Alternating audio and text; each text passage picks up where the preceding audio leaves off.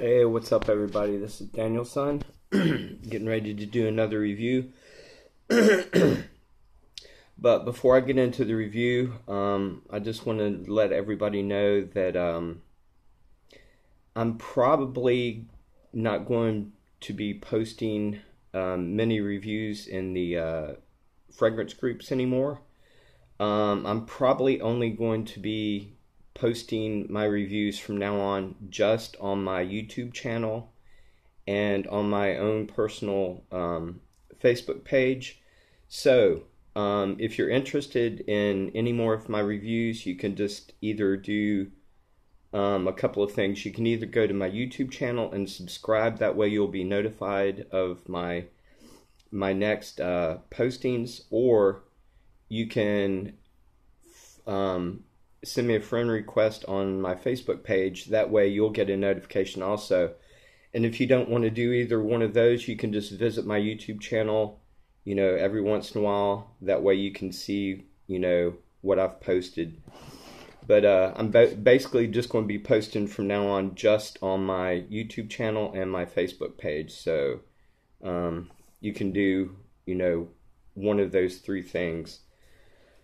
Another thing is I'm going to be posting a bunch of links to Lalique in the description, and I really recommend that y'all check those links out in the description for Lalique, because Lalique has a really incredible history to it, and it's very well written. It's very interesting, so I suggest that y'all check those links out in the description.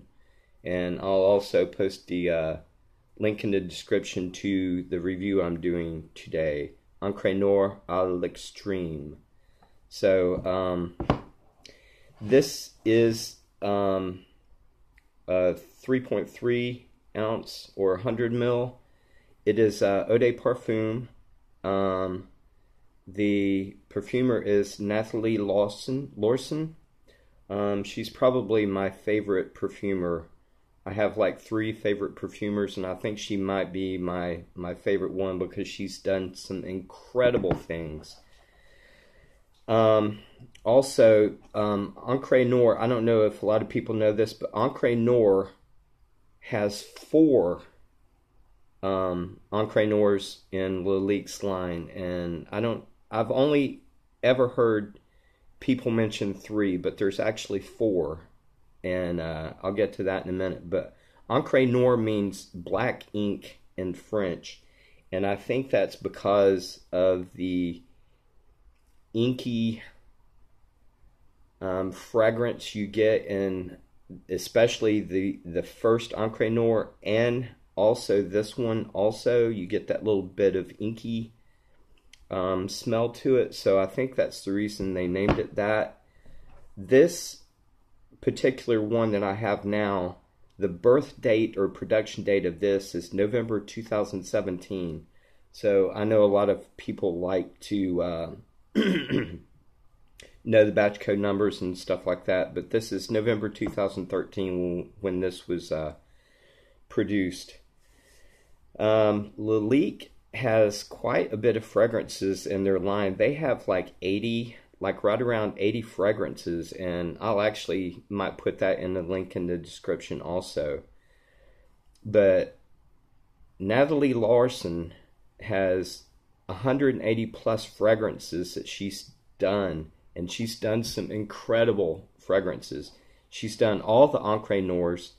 She's worked with Azzaro, Bentley for Men. She's done the Bentley Men Intense. She's worked for Boucheron, Bulgari, Christian Dior, Dolce & Gabbana, Givenchy, Mugler, Parfums de Mali, Yves Saint Laurent. She's done all the Black Opium for Yves Saint Laurent. So she is a true artist, in my humble opinion. That's one reason she's one of my favorites. But as far as the notes, I'll tell you the notes. And I actually got the notes off Lalique website, so these are correct. I didn't get them off of Fragrantica or Base Notes. I got them off the official Lalique website.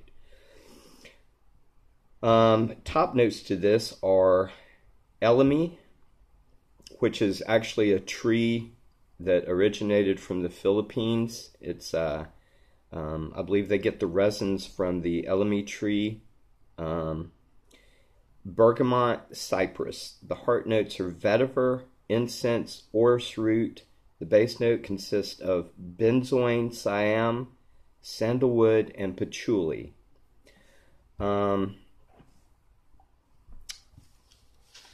What do I think about this? I've had this a while, and the first day that I got it, I remember spraying it, and I was like, I like this pretty good. The opening sort of reminds me a little bit about my second favorite fragrance of all time, which is Encre Noire Sport. This is my second favorite fragrance, period. Right behind Japur Homme by Bougeron. I like this. I like the opening. And I like the first hour or two. But once it starts developing and getting into that closer to the dry down and into the dry down, to be honest, I really don't care for it that much. And the reason for that is because it's just not my style. I know a lot of people. I've seen a lot of reviews on this, and this is very, very well loved in the fragrance community and by a lot of reviewers, but I just don't really care for it that much. It's just, I like woody and I like outdoorsy and stuff, but this gets to a point to where it's like dank and musty and just really dirty in a way that I don't really particularly care for. Apparently a lot of people really do like that kind of smell, but it's just not me. I do like the opening, and I think it has a lot to do with that bergamot and maybe that elemi combination, but once it starts getting into the mid and the dry down, it's just, I don't know. I heard one person say that it reminds them of an old basement that's damp with wet, rotting wood in it. And I don't really get that much, but he really likes that type of smell, and I do not. I just don't think, to me personally, it's a pleasing smell to me. Am I glad I got it? Yeah. Would I get it again? No, I wouldn't. I really wouldn't. I don't know how often I'll be wearing this. I do want to keep it and try it because there have been several fragrances that I've had that I did not like at first, and I actually sort of grew to like them the more I wear them, and hopefully this will happen in this case. But I would not, personally, unless that does happen, I probably will not be getting this again.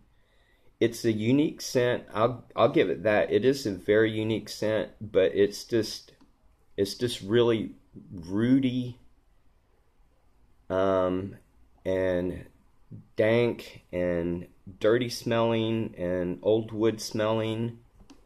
And I get why some people might like that, but it's just not for me at all. But I give kudos for Natalie Lorson for making these, and the reason I'm glad she did make these is because these aren't for everybody, and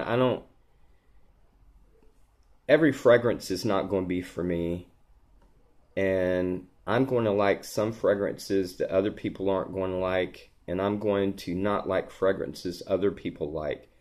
And that's actually the beauty of this fragrance community and fragrance family, is because everybody's tastes are different and everybody likes different things.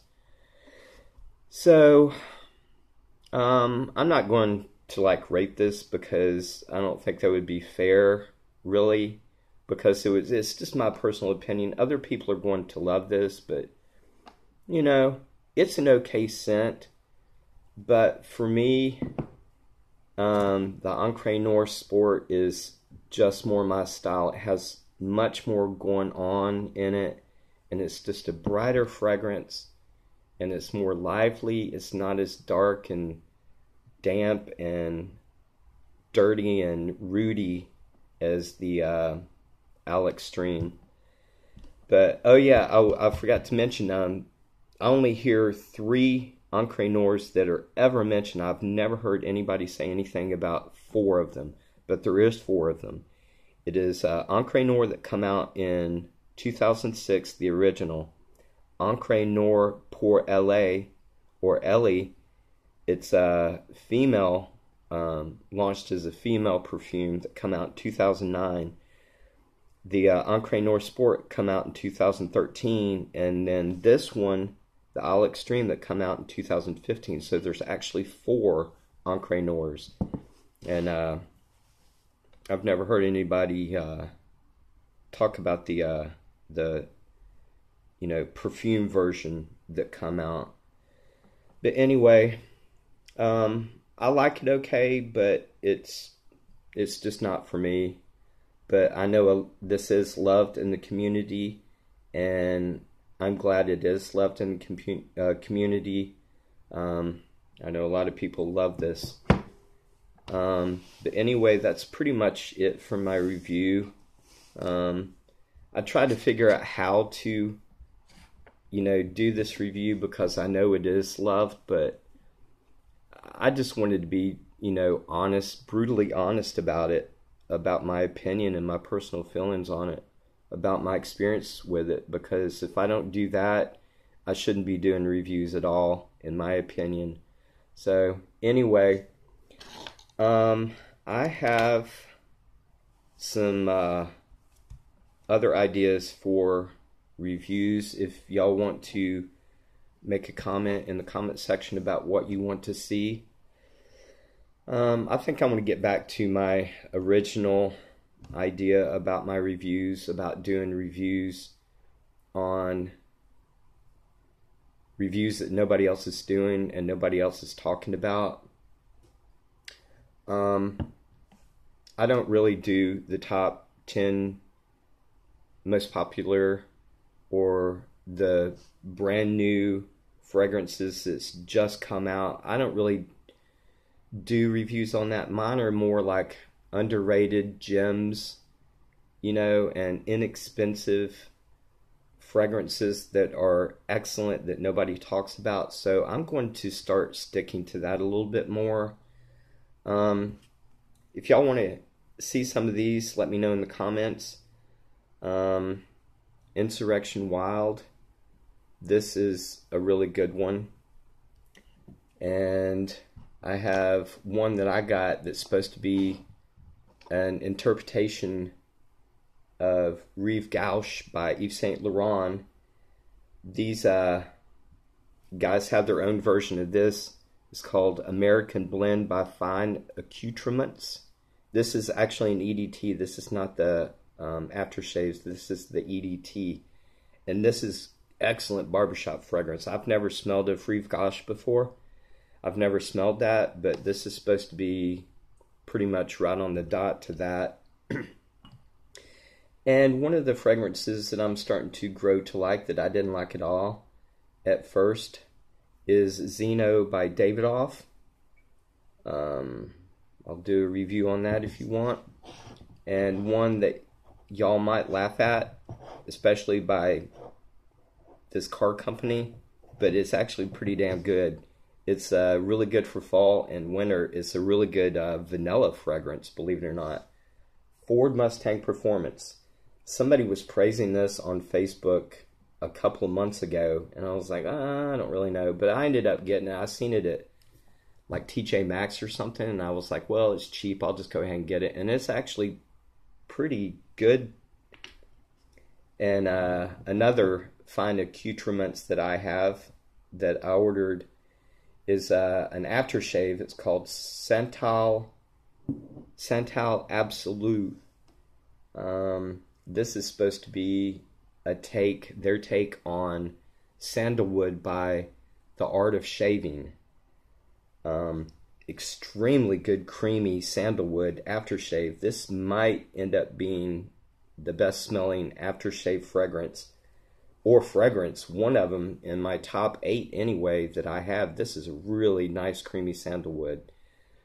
Another one is by 4711. It's an aftershave that they have done, which I put on the other day after I shaved, and this is like really nice. It doesn't last very long. It only lasts, the longevity is maybe like 45 minutes to an hour, but the smell is really good. It's like a lemon lime, a little bit spicy.